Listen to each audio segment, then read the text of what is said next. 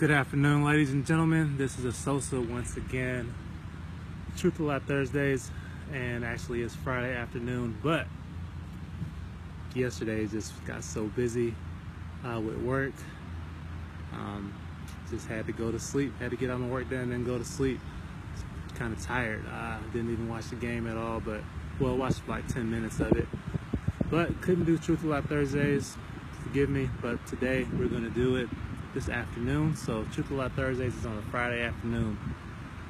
So first question, it says, does one have to have a specific infilling of the Holy Spirit show by the gift of tongues in order to be saved? So the answer to that is pretty much no.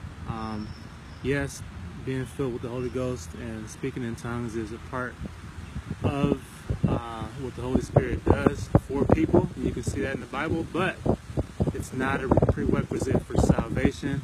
Salvation is basically only through obedient faith in Jesus Christ.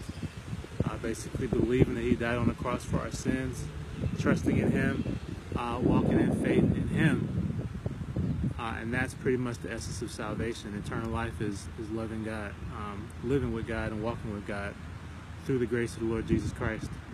Now, the power of the Holy Ghost is good for basically helping us to preach the gospel with power, preaching the gospel with power and to walk in God's will and having supernatural wisdom and things like that.